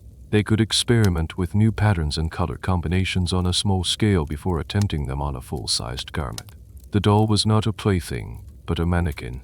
A particularly fascinating example of this purposeful play is a game that involved stones, beans, or seeds, played on a specially marked board or cloth. While the exact rules of many of these games are lost to time, scholars continue to debate whether some of them, like the game known as Pick HQA, were purely for amusement, or if they had deeper divinatory or even mathematical purposes. Was it just a game of chance and skill, or was it a way of teaching children basic counting strategy, and perhaps even their complex calendrical system? It's a tantalizing mystery that suggests even their board games might have had a hidden curriculum. This integration of play and work meant that there was very little idle time in an Inca child's life. Every activity was geared towards a productive end. This philosophy stemmed from a deep-seated belief that idleness led to vice and weakness. A child who was busy was a child who was learning, contributing, and staying out of trouble. This was reinforced by the community, where an adult seeing a child idling would likely assign them a task immediately. This isn't to say that children never experienced joy or laughter. The thrill of hitting a target with a sling, the pride of weaving a perfect pattern, the camaraderie of a group hunt. These were all sources of profound satisfaction and fun. But the fun was always tied to achievement and purpose. The joy came from mastering a skill, not from aimless amusement. So as you grow up, your concept of fun is shaped by this reality. You don't distinguish between work time and play time in the way a modern child does. Life is a continuous stream of purposeful activity. Your games are your lessons. Your fun is your training. This might seem like a high-pressure existence, but for you, it's completely natural. It instills in you a powerful work ethic and a deep understanding of your role in the world. You are learning that your value comes from what you can do, and the greatest play of all is becoming a skilled and competent member of your community. So you've learned to work, you've learned your gender role, and your play is really just work in disguise. But what happens when you step out of line? What happens when you fail at a task, show disrespect, or break one of the many unwritten rules of the ALLU? This is where you encounter the Inca system of discipline, which was, to put it mildly, direct, unambiguous, and highly effective. In a society built on order, conformity was not optional, and the methods for ensuring it were swift and memorable. Forget timeouts, sticker charts, or long, gentle conversations about feelings. Inca justice for children was immediate and often physical. The goal was not to understand the root cause of your misbehavior, but to correct it instantly and ensure it never happened again. The primary to love discipline was public shame, backed by the very real threat of corporal punishment. Imagine you're a 10-year-old boy who was supposed to be watching the llamas, but you got lazy and one of them made a chunk out of a neighbor's precious quinoa crop. This was just a minor mistake. It was a crime against the community's resources. Your father wouldn't pull you aside for a private jet. More likely, he would admonish you loudly and firmly in front of the aggrieved neighbor and anyone else within earshot. This public shaming was a powerful tool. In a close-knit community where reputation was everything, being publicly identified as lazy or incompetent was a terrible blow to your standing. If the transgression was more serious, or if you were a repeat offender, a punishment would escalate. A common form of discipline was a sharp smack with a sandal, a flick on the ear, or a rap on the knuckles. For more significant offenses, a whipping with a light switch or a rope was not uncommon. The Spanish chroniclers, who were certainly no strangers to harsh discipline themselves, often noted the severity with which Inca parents punished their children for laziness, lying, or theft. These were seen as cardinal sins against the social order. This system of discipline was just enforced by your parents. As you learned it early on, any adult in the ALLU could correct you. This created a pervasive atmosphere of accountability. There was no hiding your misdeeds, no playing one parent off against another. The entire community was a united front of authority. The rules were the rules, and everyone was an enforcer. One of the more peculiar and, frankly, quite intense forms of punishment reserved for more serious offenses involved a symbolic, and sometimes literal, confrontation with the elements. A child who was persistently disobedient might be forced to stand outside in the cold for a period of time, or be made to fast for a day. A particularly memorable punishment described in some sources involved rubbing chili peppers AJI on the child's face, or even making them inhale the smoke from burning peppers. This would cause intense, temporary pain to the eyes and respiratory system. The prevalence of such extreme measures is, of course, a subject of academic debate, as it may have been exaggerated by Spanish observers or reserved for only the most egregious cases. Still, the very existence of such stories speaks to a culture that did not shy away from using powerful deterrents to enforce good behavior. The underlying philosophy was simple: pain and shame were excellent teachers. The sharp, memorable sting of a punishment was believed to etch the lesson into a child's mind far more effectively than mere words. The goal was to create an immediate and powerful association between the forbidden act and a negative consequence. This was behaviorist in its rawest form. From a modern perspective, this sounds incredibly harsh, but in the context of Inca society, it made a certain kind of sense. This was not a world with a lot of margin for error. Laziness could lead to crop failure and starvation. AI could disrupt the social harmony and reciprocal obligations that held the ALLU together. Theft was a direct assault on the collective good. The punishments were severe because the consequences of the misbehavior were seen as severe. So, as you grow up, you develop a keen and immediate understanding of right and wrong as defined by your culture. The rules are not abstract concepts. They are hard boundaries with very real and unpleasant consequences for crossing them. This strict, no-nonsense upbringing forges you into a disciplined, obedient, and highly reliable individual. You learn to respect authority, to value hard work, and to understand that your personal desires are always secondary to the needs and rules of the community. It's a tough school, but it produces citizens perfectly suited to the rigid, demanding, and highly successful machinery of the Inca Empire. Life in the Andes is rigorous, your training is demanding, and the discipline is strict. But beneath all these social structures lies a more fundamental challenge: simply staying healthy. As an Inca child, you are growing up in a world without antibiotics, vaccinations, or modern medical knowledge. The majestic mountains that are your home also present a unique set of health challenges, and your survival depends on a combination of a strong constitution, traditional remedies, and a good deal of luck. Infant and child mortality rates were tragically high in the pre-Columbian world, and the Inca Empire was no exception. Common childhood illnesses that we now consider minor inconveniences could be life-threatening.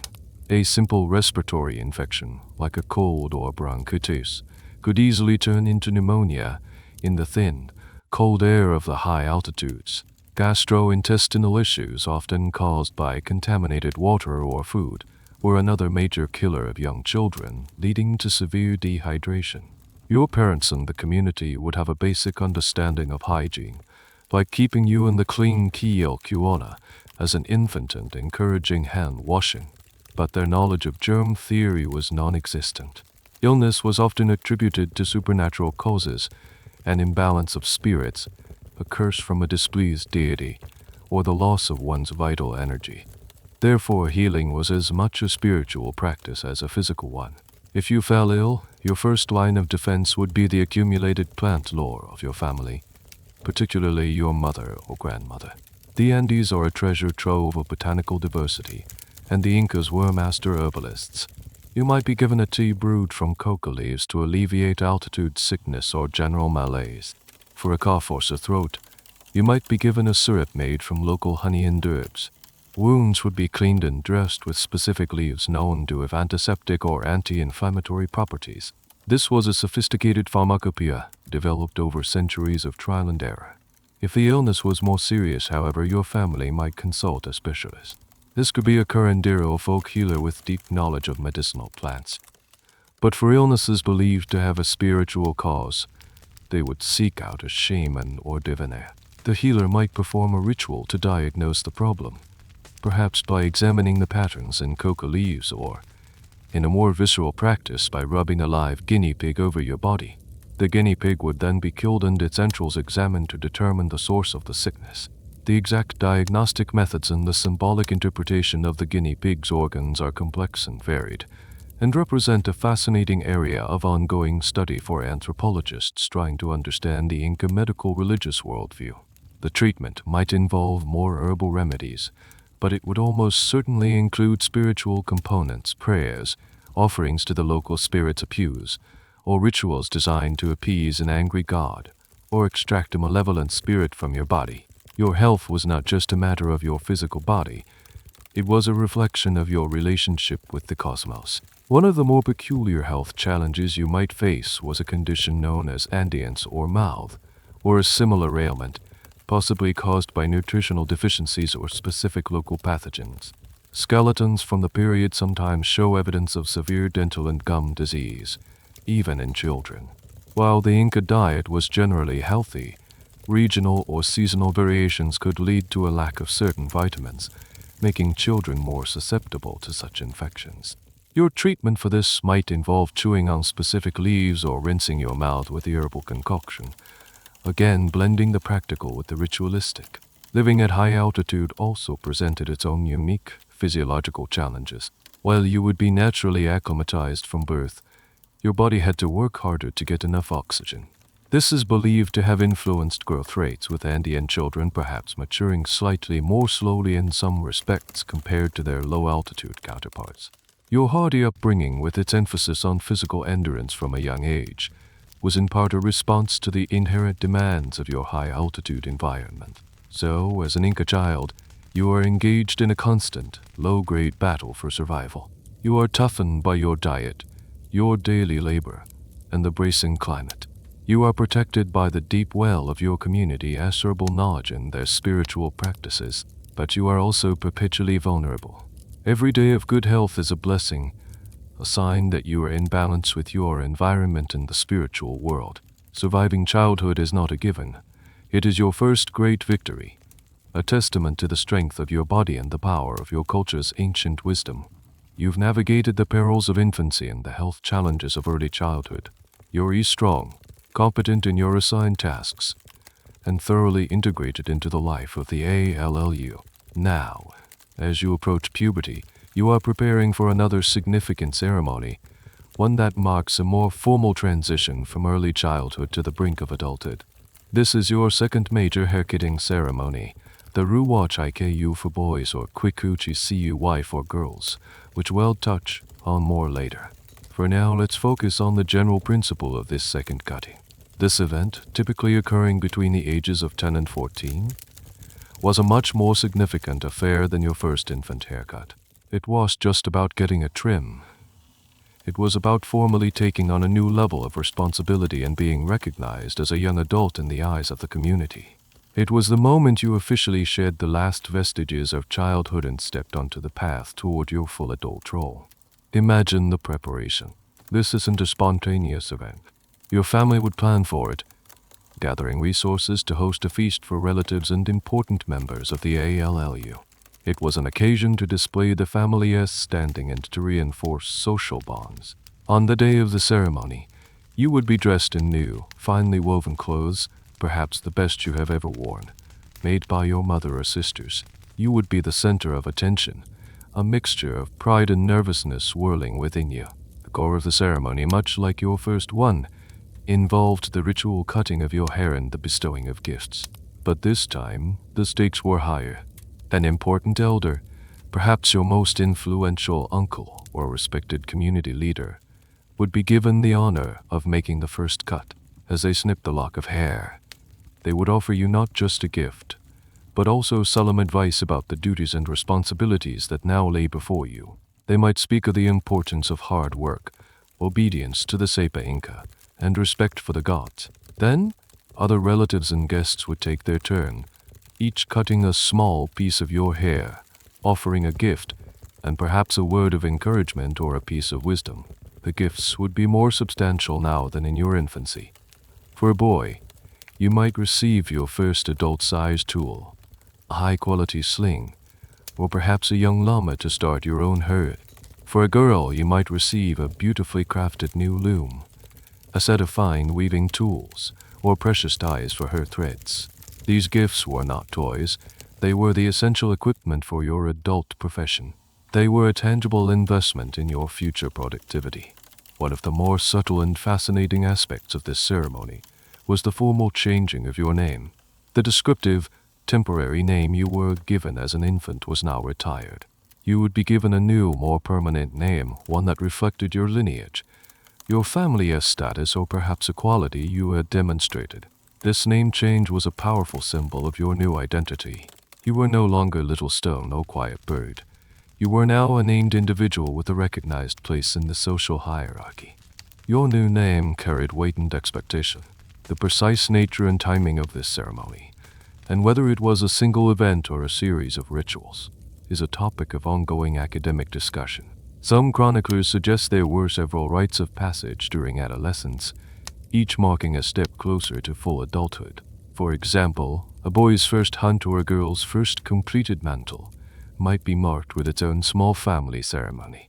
The Ruwachike, you may have been the culmination of these smaller steps, the grand public declaration of a status already partially achieved. After the haircutting, the name-giving, and the gift-bestowing, the ceremony would culminate in a great feast. Your family would offer food and chicha corn beer to all the guests, a display of generosity that reinforced their social standing. It was a celebration not just of you, but of the community's continuity. They were celebrating the successful raising of a new member, a new contributor to the collective strength of the ALU and the Empire. As you sit at the feast, your hair now shorter and your arms full of meaningful gifts, a profound shift occurs within you. You are no longer just a child being told what to do. You are now a young adult with a new name and a defined set of expectations. The community has formally recognized your potential and invested in your future. The path ahead is clear. It is a path of hard work, duty, and service. This ceremony was your formal graduation from the school of childhood. Your apprenticeship is over. Your life's work is about to begin. You've had your second haircut, you have a new name, and you've been formally recognized as a young adult. Your education, which has so far been a hands-on apprenticeship in the home and fields, now enters a more focused phase. But don't picture classrooms, blackboards, or formal schools in the modern sense, unless you are one of the very, very few chosen for the elite.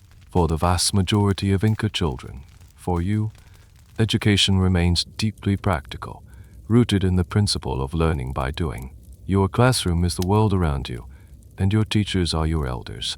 The Inca system of education for the common person was based entirely on observation, imitation, and direct participation. There were no textbooks on agriculture. You learned about planting cycles by watching the sun and stars with your father, and you learned about soil by crumbling it in your own hands. There were no manuals on weaving. You learned by sitting at the loom for countless hours, your mother's hands guiding yours, until the complex rhythms of the threads became second nature. This was an education of the body, of muscle memory, and of sensory experience.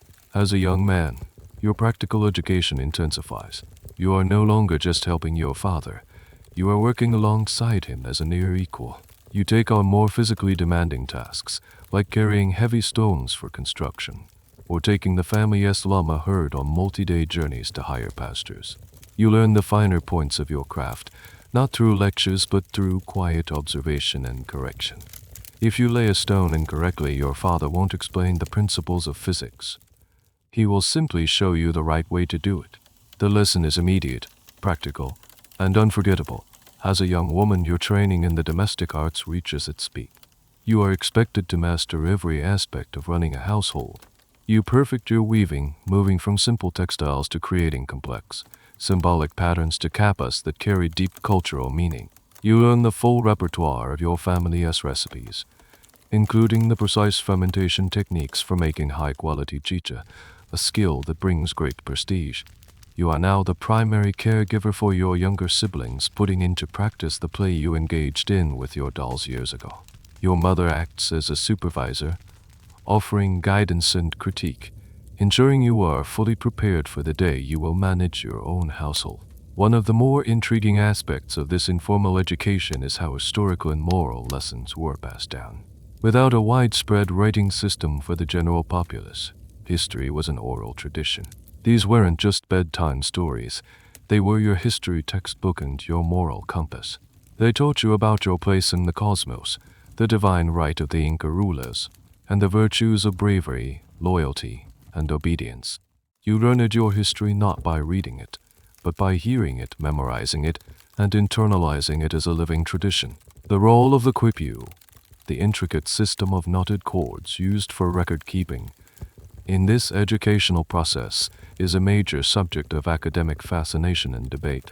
While it's clear the quipucamaocs quipu keepers use them to record census data, tribute payments, and calendrical information, it's less certain if they also encoded stories or historical narratives. Could an elder have used a quipu as a mnemonic device while telling a historical tale, with each knot and color jogging their memory? It's a tantalizing possibility that suggests a more complex, text-like form of knowledge transmission might have existed, even for those who couldn't treat it in a formal sense. This system of practical, oral, and observational learning was incredibly effective at creating a populace with a uniform set of skills and a deeply ingrained cultural identity. It ensured continuity from one generation to the next, with little room for deviation or radical new ideas. Your worldview was shaped by the generations of wisdom that came before you, delivered not through abstract concepts, but through the tangible realities of your daily life and the powerful stories you heard. So your education is not something that happens at a set time or in a special place. It is the very fabric of your existence. Every task is a lesson, every story is a chapter, and every elder is a teacher. You are learning how to be a farmer, a weaver, a soldier, or a mother. But more than that, you are learning how to be Inca, how to think, act, and believe in a way that aligns perfectly with the needs of your family, your ALLU, and the glorious, all-encompassing empire. As your practical skills develop through this immersive, hands-on education, so too does your understanding of the spiritual world. In the Inca Empire, religion wasn't a separate subject you learned about for an hour a week. It was the operating system of the entire universe, an omnipresent force that infused every aspect of your daily life, from planting a seed to weaving a blanket.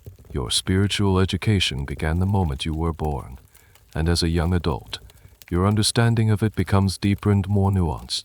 You don't learn about your gods from a holy book. You learn about them through daily rituals, seasonal festivals, and the stories told by your elders. You learn that Inti, the sun god, is the divine ancestor of the Sapa Inca and the source of all life and warmth. You pay him homage every single day, perhaps with a small prayer as the sun rises over the mountain peaks. You learn about Mama Quile, the moon goddess, who governs the calendar and the cycles of women. And you learn about Pachoma, the earth mother, to whom you show respect every time you plant a seed or spill a drop of chicha on the ground as an offering before you drink. Your spiritual world is populated by more than just these major deities. Every mountain peak is an APU, a powerful ancestral spirit that watches over the local community. You learn to treat these mountains with immense respect, making offerings of coca leaves or small, carved figurines at sacred places who cares to ensure their favor and protection. A river, a strange-looking rock, a cave where your ancestors were buried. All of these can be hukas, places pulsating with spiritual energy that connect you to the unseen world. Your landscape is not just a collection of geographical features. It is a sacred map alive with deities and spirits. As a child, you would have participated in the great state-sponsored religious festivals, but now, as a young adult, you begin to understand their deeper meaning. You see how the Inti Raymi, the festival of the sun, is not just a giant party, but a crucial ritual to ensure the sun returns after the winter solstice, guaranteeing the success of the next agricultural cycle. You participate in ceremonies that involve an entire community, with fasting, ritual purification, grand processions, music, dancing, and, on the most important occasions, the sacrifice of llamas or guinea pigs. These communal acts of worship reinforce your connection to the gods, the state, and your fellow citizens. One of the more intimate and perhaps surprising aspects of your religious life is the role of household gods and ancestor worship. Your family home would have a small niche dedicated to conical-shaped figures or other small idols that represented your family as personal deities or guardian spirits. You would also have a deep reverence for your ancestors. The bodies of the dead, particularly important individuals, were oft unmummified and kept in the family home or in a tomb nearby. On certain occasions, these mummy bundles, your revered ancestors, would be brought out, dressed in fine clothes, fed with offerings of food and drink, and consulted on important family matters. This practice kept your ancestors a living part of the family, their wisdom and protection extending beyond the grave. The precise nature of the Inca belief in the afterlife is a subject of ongoing scholarly discussion. It appears they believed in a multi-layered universe with an upper world, a middle earth where you live, and a lower world. A person's fate after death seems to have depended on their social status and the moral quality of their life. Those who lived a good life, meaning they worked hard and obeyed the rules, were said to go to the sun's warmth in the upper world, where they would enjoy a life of plenty. Those who were lazy or wicked went to the cold, dark underworld. This belief system provided a powerful moral framework and a strong incentive to adhere to the Inca social code. Your spiritual education, therefore, is a process of absorption. You absorb the sacred geography of your land, the calendar of religious festivals, and the pantheon of gods and spirits that govern your world. You learn the correct way to make offerings, the right words to say in your prayers, and the deep respect you must show to the Hukas and the spirits. This knowledge is as essential to your survival as knowing how to plant potatoes. A failed crop could be due to a lack of rain, but it could also be due to a displeased APU. Your practical and spiritual lives are two sides of the same coin.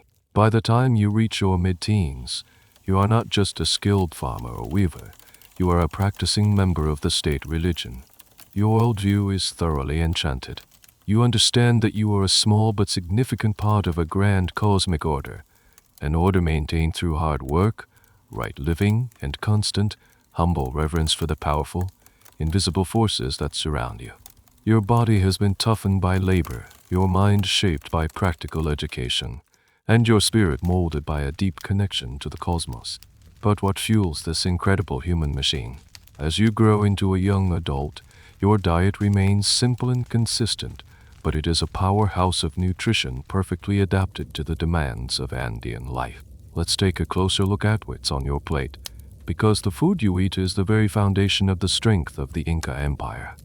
The undisputed king of your diet is the potato, but forget the one or two varieties you might find in a modern supermarket. You live in the potato's birthplace, and the diversity is staggering. There are hundreds, if not thousands, of varieties of potatoes in every shape, size, and color imaginable: red, yellow, blue, purple, striped knobby. You eat them boiled, roasted in earthen pits, or mashed. Most importantly, you eat them in the form of chino, the freeze-dried potato we encountered earlier. This lightweight, long-lasting foodstuff is the backbone of your food security. It fills your stomach in stews and soups, especially in seasons when fresh food is scarce. Your other primary source of carbohydrates and protein is maize or corn. Maize is more than just food. It has a high cultural status. It's used to make chicha, the ubiquitous fermented beer that is central to every social and religious occasion. You eat maize on the cob, toasted as a snack and cha, a kind of ancient popcorn, or ground into flour to make a thick porridge or bread. Growing maize is more difficult than growing potatoes at high altitudes, so a good harvest is a sign of prosperity. But the real nutritional superstar of your diet is quinoa. Long before it became a trendy health food in the 21st century, this tiny seed was revered by your people as the mother grain. It's a complete protein, meaning it has all the essential amino acids, making it an incredibly efficient source of fuel for your hard-working body. You eat it in soups as a kind of porridge or ground into flour. Alongside quinoa, you might also eat amaranth and cayenne, other highly nutritious native greens. For protein, your options are limited but potent. The most common source of meat comes from the guinea pigs, or CUI, that scurry around your family's home. These small rodents are easy to raise, reproduce quickly, and provide a valuable and readily available source of protein. They are typically roasted whole and considered a delicacy, often reserved for special occasions. For larger feasts, or if your family has a significant herd, you might eat llama or alpaca meat, usually in the form of jerky charqui, a salted dried meat that can be preserved for long periods.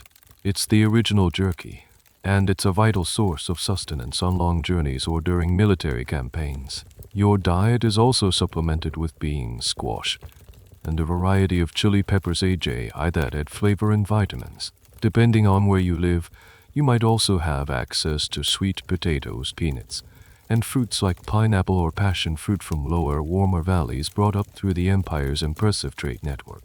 One of the more unusual and acquired tastes in your diet might be clay. Yes, you read that right. Certain types of edible clay were mixed with water to create a sauce, which was then used as a dip for potatoes. The exact reason for this practice is still debated by scientists and historians. One theory is that the clay helped to neutralize toxins present in some wild potato varieties, making them safer to eat. Another theory suggests that the clay was a valuable source of minerals, like calcium and iron, that might have been lacking in the regular diet. Whatever the reason, it's a striking example of the Incas' incredible resourcefulness and their deep, intuitive understanding of their local environment. Your family eats 2 main meals a day, a simple breakfast in the morning and a larger meal in the late afternoon. After the day's work is done, you eat together, sitting on the floor of your home, sharing food from a common pot. Mealtimes are simple, unceremonious affairs, focused on refueling the body for the tasks ahead. There's no lingering over dinner. You eat efficiently and purposefully. This diet, high in complex carbohydrates, rich in plant-based proteins, and low in fat, is incredibly healthy and perfectly suited to a life of intense physical labor at high altitude. It provides sustained energy, not quick bursts. It's the fuel that allowed your people to build cities in the clouds, to terrace entire mountainsides, and to maintain a vast and powerful empire. Every spoonful of quinoa soup, every bite of roasted potato, is a direct connection to the land, to Pachama, and to the collective strength of your people. You are now in your early teens, a young adult in all but name. Your education in practical skills, social rules, and spiritual beliefs is nearly complete. The play of your childhood, which was always a form of training, now fully gives way to formal labor. This is the stage where you transition from being a helper to being a fully integrated worker. Your contributions now formally counted and expected by your family, your ALLU, and the Inca state itself. The Inca government had an incredibly organized system for tracking its population and labor resources. The entire populace was divided into age-based categories, and from the age of 5, you were on their books. But it is in your teenage years that your labor becomes truly significant. If you are a boy, you are now considered part of the workforce for the MITA, the mandatory public service system. While you might not be sent far from home just yet, you will be expected to contribute your labor to state projects. Imagine one season, instead of just working your family's land, you are called upon to join a crew repairing a section of the Great Inca Road that passes near your village. You spend your days quarrying stones, paving pathways, or helping to maintain one of the suspension bridges woven from grass ropes that span terrifying gorges. Or perhaps your MITA assignment is to work on the agricultural terraces that belong to the state or the sun god, the produce from which will feed the army, the bureaucracy, and the priests. This is no longer training. This is your duty as a subject of the Sepa Inca. You work alongside the men of your IELLU, your efforts directly contributing to the might and maintenance of the empire. If you are a girl, your labor also intensifies and becomes more formalized. Your primary duty is still weaving, but now you are expected to produce a certain quota of cloth for the state. A government official might come to your ALLU and assign a specific amount and quality of textiles to be produced. Your finely woven cloth becomes a form of tax, sent to the great storehouses QLLQA that dot the empire. You might spend almost all your waking hours at the loom, your skilled hands flying, producing the come-by cloth that is the lifeblood of the Inca economy. In some cases, your fate could be even more dramatically altered. If you are a girl of exceptional beauty or skill, you might be chosen as an ACL law or chosen woman. At around the age of 10, state officials would tour the provinces, selecting girls for this high honor.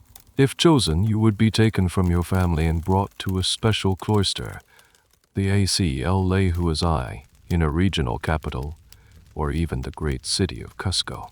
There you would live a life of chastity and dedication, spending your days weaving the finest textiles for the Sapa Inca and the gods, and brewing the holiest chicha for religious ceremonies.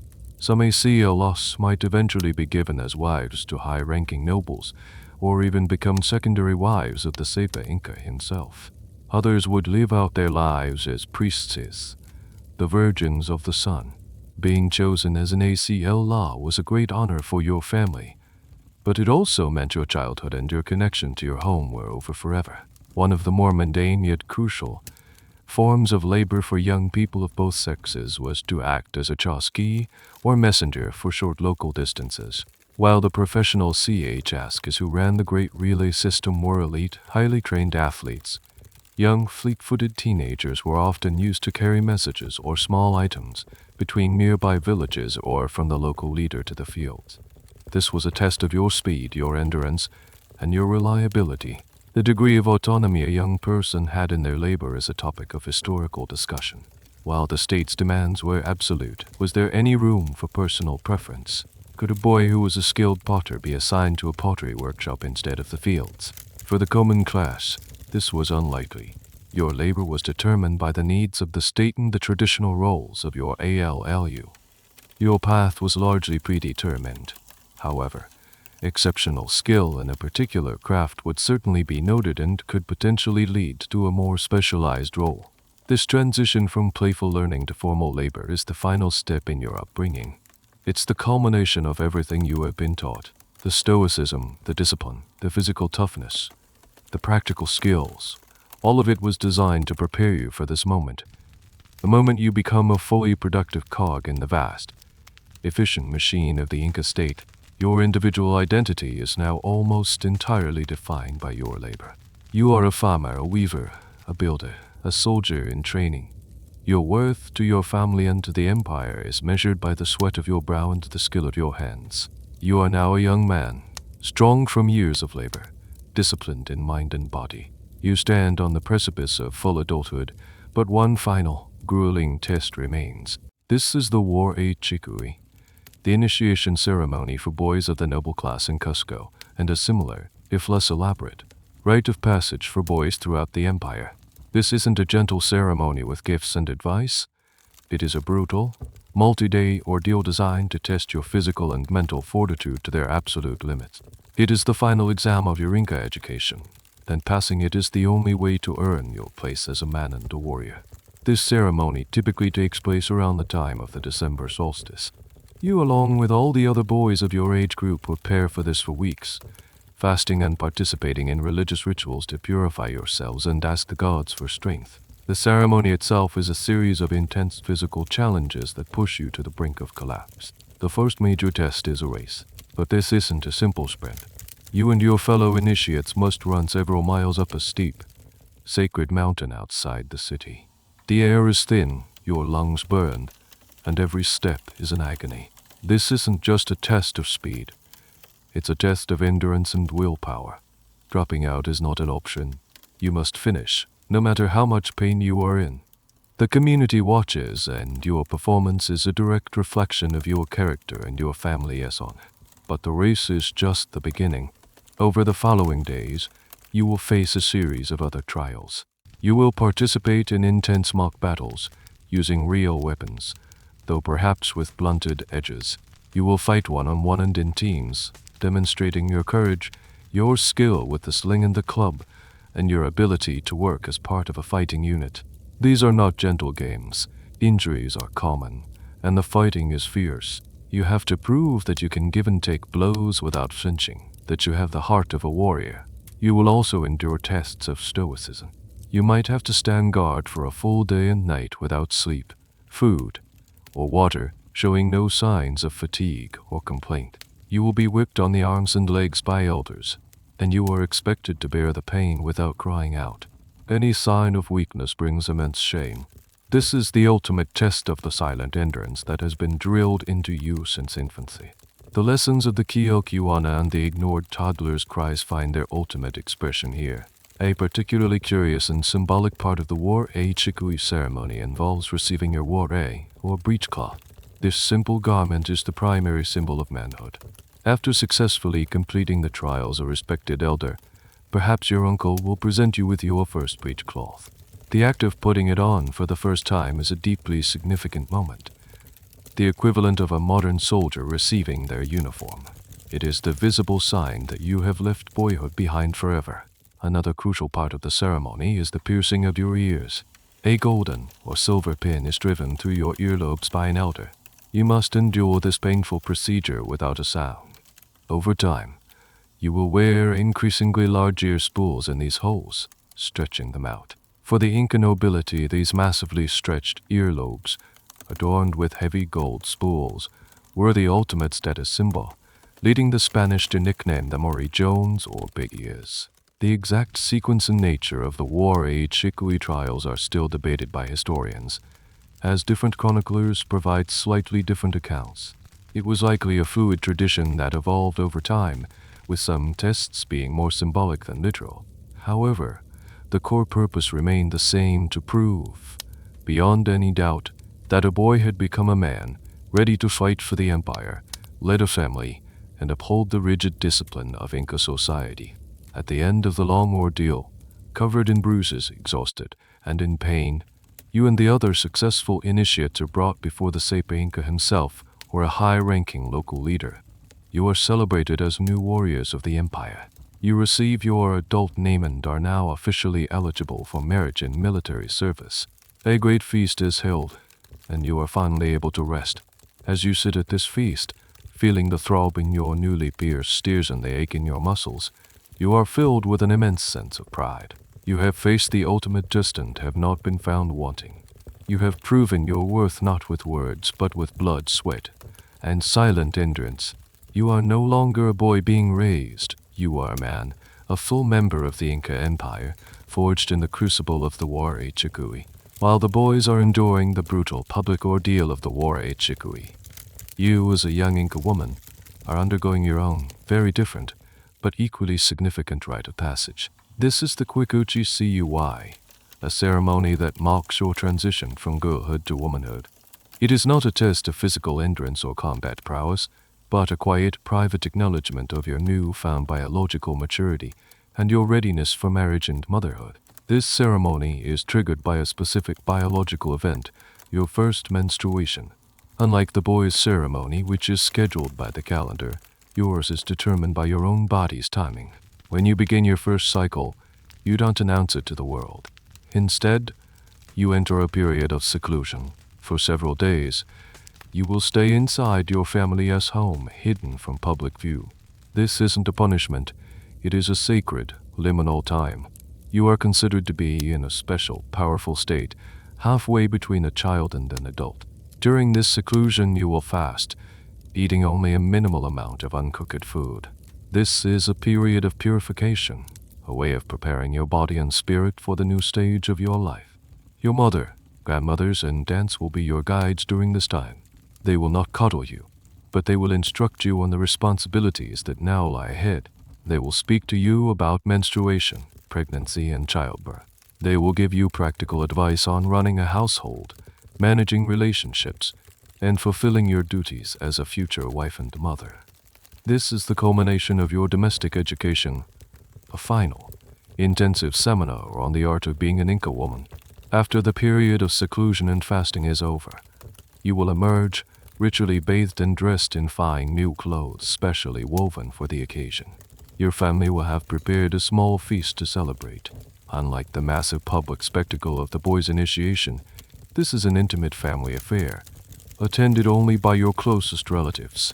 During the ceremony, you will be formally presented to the family as a woman.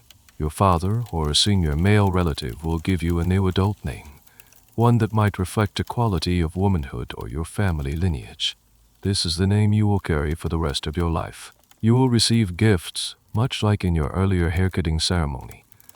but these will be specifically geared towards your adult role, fine weaving tools, beautiful ceramic pots, or perhaps jewelry made of silver or shell. These gifts symbolize your new status and the family's investment in your future as a valuable contributor to the ALLU. A fascinating and somewhat debated aspect of the Quilqana CUI is the symbolic footwear you receive. Some accounts suggest that you are given new sandals, often made of white wool. The precise symbolism of these sandals is a topic of scholarly discussion. Do they represent your new path in life? Are they a sign of your purity and eligibility for marriage?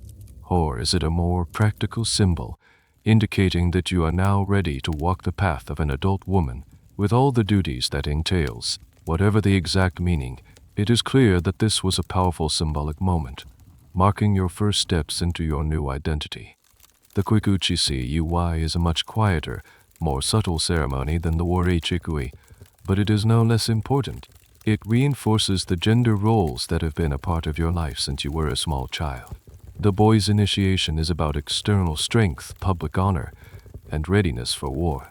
Yours is about internal strength, domestic responsibility, and readiness for family life. It celebrates your procreative power, which is seen as essential for the continuation of the family, the ALLU, and the empire itself. Your ability to bear children is your equivalent of a man's ability to fight. Both are vital for the survival of the state. So as you emerge from your seclusion, wearing your new name and your new sandals, you feel a profound sense of change. You are no longer a girl learning at your mother's side. You are a woman, recognized by your family and community as ready for the next great chapter of your life marriage. Your upbringing is now complete. You have been shaped, molded, and prepared. You are a product of the Inca system, a testament to its power to create citizens perfectly suited to their prescribed roles, ready to take your place in the complementary duality that holds your world together. You've made it. You've survived the cold baths, the stoic infancy, the endless chores, and the grueling rites of passage. You are now a full-fledged adult in the Inca Empire, a man ready for war and work, or a woman ready for marriage and motherhood. As you stand on this threshold, it's time to zoom out and look at the bigger picture. Why this incredibly rigorous, demanding, and emotionally restrained upbringing? The answer is simple and all-encompassing. You have been meticulously crafted to be a perfect, interchangeable, and utterly reliable component in the grand machine of the state. Your entire childhood was not about fostering your individual potential or ensuring your personal happiness. It was a state-sponsored, community-enforced program designed to produce one thing: a good citizen. And in the Inca worldview, a good citizen was one who was hardy, obedient, productive, and completely subsumed into the collective. Every single practice, from the quilqana to the Warechikui, was a carefully calibrated step towards this ultimate goal. Think about the physical hardening you endured. The cold baths, the minimal clothing, the tough physical labor from a young age, the expectation to endure pain in silence. This was just about making you tough for toughness' sake. It was about creating a populace that could thrive in the harsh Andean environment, that could march for weeks on end with minimal supplies, and that could work from sunup to sundown on agricultural terraces without complaint. The empire needed a strong, resilient workforce and a formidable army, and your upbringing was the factory that produced them. Consider the emotional conditioning, the lack of cuddling, the discouragement of crying, the emphasis on stoicism. This created a population that was emotionally self-reliant and less likely to be disruptive. In a society built on strict hierarchy and order, individual emotional outbursts were a threat to social harmony. By teaching you to suppress your personal feelings, the system ensured a more stable, predictable, and controllable populace.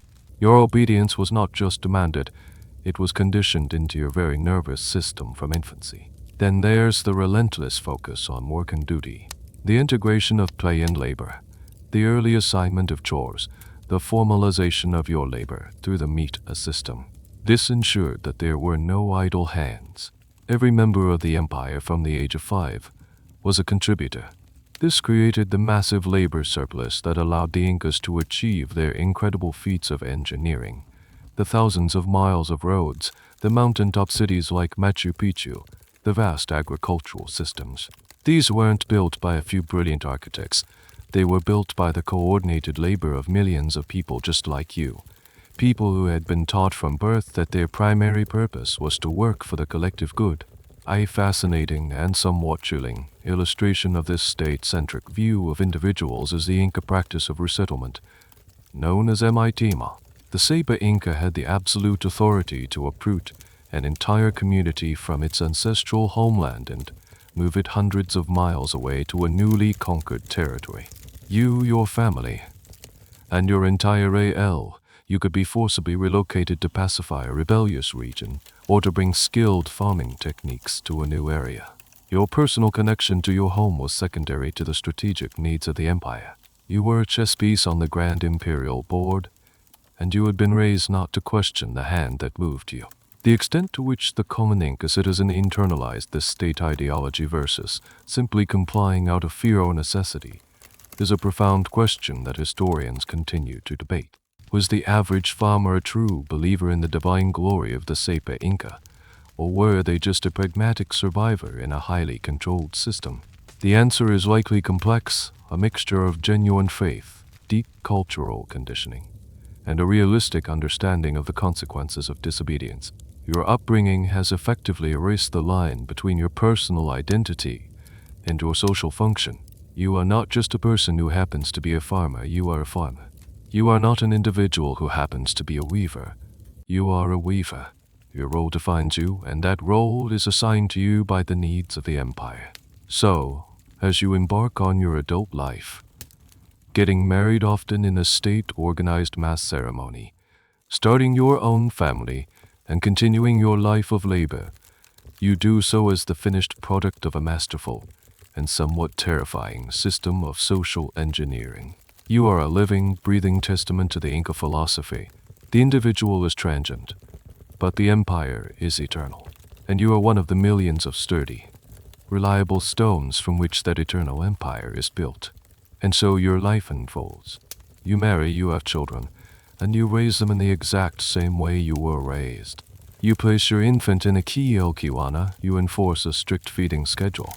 You teach your toddler their first chores, and you watch with pride as they too endure their rites of passage. You have become a conduit, a living vessel for passing on the cultural DNA of the Inca Empire. This cycle, repeated millions of times over across the Andes, is what gave the empire its incredible stability and strength. But what is the long-term legacy of this unique, demanding, and highly structured approach to child rearing? The most immediate legacy was, of course, the Inca Empire itself. The very existence of such a vast, organized, and powerful state in one of the world's most challenging environments is a direct testament to the success of its parenting methods.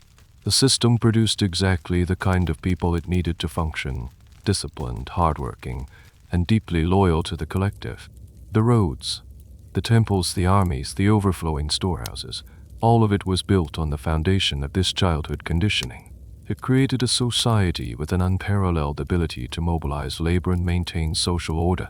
However, this same strength may have also been a critical weakness. The Inca system, by design, discouraged independent thought, innovation, and individual initiative among the common class. You were taught to obey, not to question. You were taught to follow tradition, not to experiment. When the Spanish conquest offers arrived in the 1532, they encountered a society that was incredibly powerful but also incredibly rigid. The empire was a pyramid, and when the Spanish managed to capture the apex of that pyramid, the Sapa Inca Atahualpa, the entire structure was paralyzed. The common people, raised for generations to follow orders from the top, were left without clear direction, making the Spanish conquest, while still difficult, far easier than it might have been against more decentralized, particularly individualistic people. But the legacy of Inca parenting didn't simply vanish with the fall of the empire. It echoed down through the centuries, blending with Spanish Catholic traditions but never entirely disappearing. Even today, in remote communities high in the Andes, you can see faint glimmers of these ancient practices. You might see a modern mother carrying her baby tightly swaddled on her back, a descendant of the quilqana tradition. You might observe a stoicism and an emphasis on community responsibility that feels distinctly pre-Columbian. the deep-seated belief in A&I reciprocity and the importance of the collective over the individual still resonate in many Quechua-speaking communities. One of the more curious and debated potential legacies is the concept of emotional coolness or a certain reserve sometimes noted in Andean cultures. Anthropologists and sociologists continue to explore whether the traditional Inca methods of child-rearing, with their limited physical affection and discouragement of crying, have had a lasting impact on cultural modes of emotional expression. Is this perceived reserve a direct echo of an upbringing that valued stoicism above all else? Or is it a more complex adaptation to centuries of poverty, political marginalization, and social hardship following the conquest? It's a difficult question, but a fascinating one that links the cradles of the past to the social interactions of the present. The Inca approach to child rearing also leaves us with a profound philosophical legacy.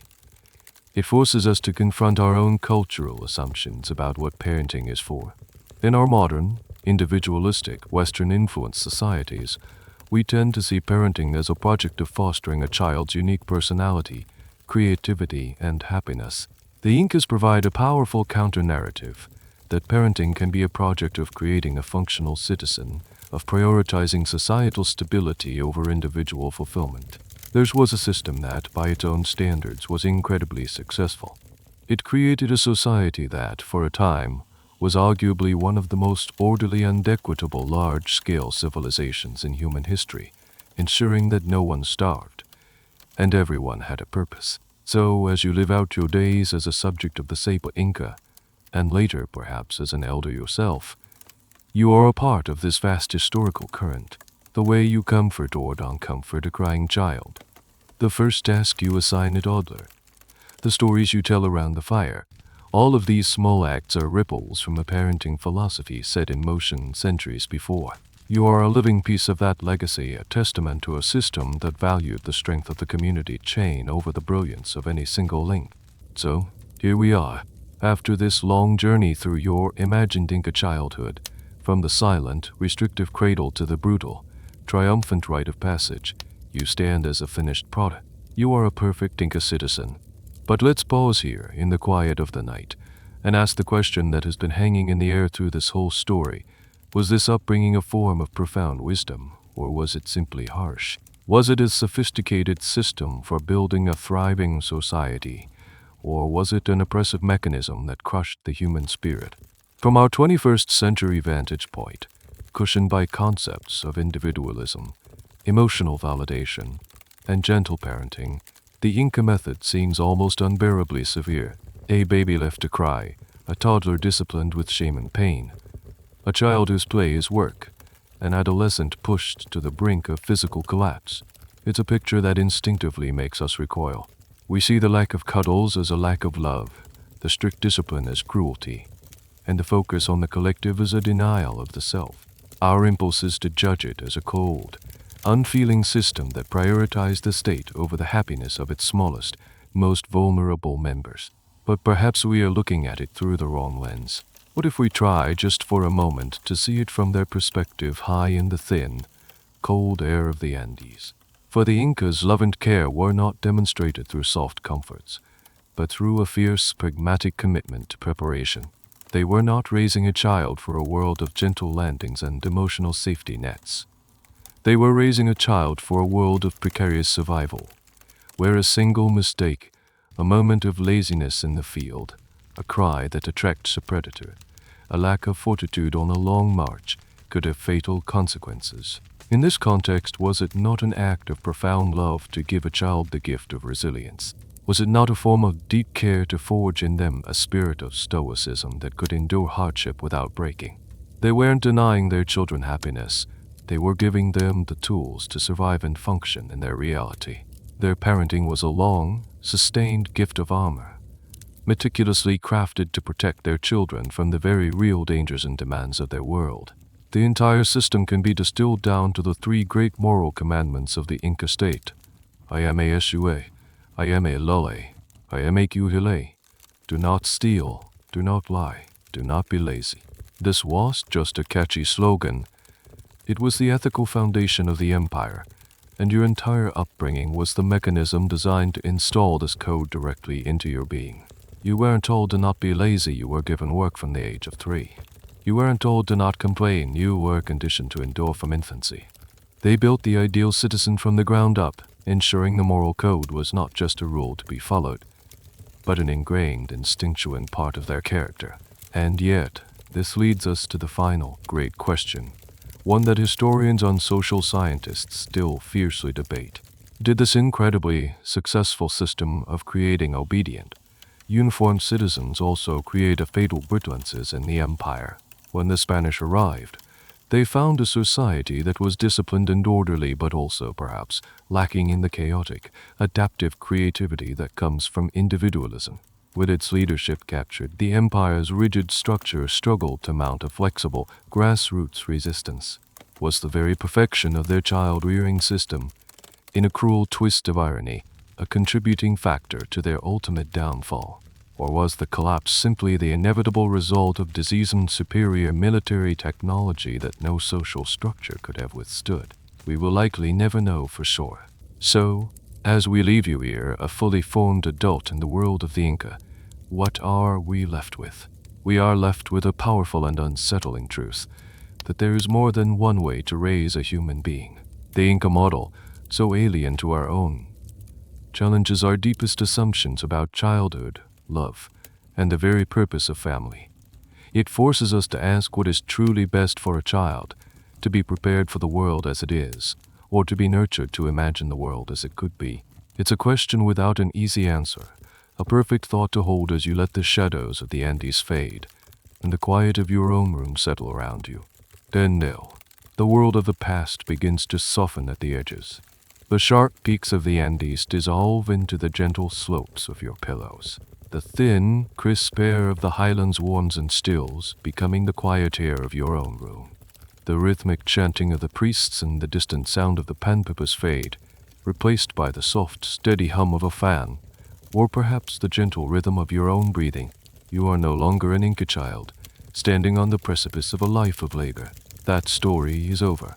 You are now just you, floating in that peaceful space between wakefulness and sleep. The journey is done. The lessons of stoicism and endurance can be set aside. There are no more tasks to complete, no more trials to endure. There is only rest. Feel the weight of your body sinking comfortably into your bed. Let the narrative of history recede, like the tide pulling away from the shore, leaving behind only the smooth, quiet sand of the present moment. You are safe, you are warm, and you are drifting gently into a landscape of your own making, a world woven not from llama woolen duty, but from the soft, pliable threads of your own dreams. Let go, ease into the quiet. The night is here to hold you.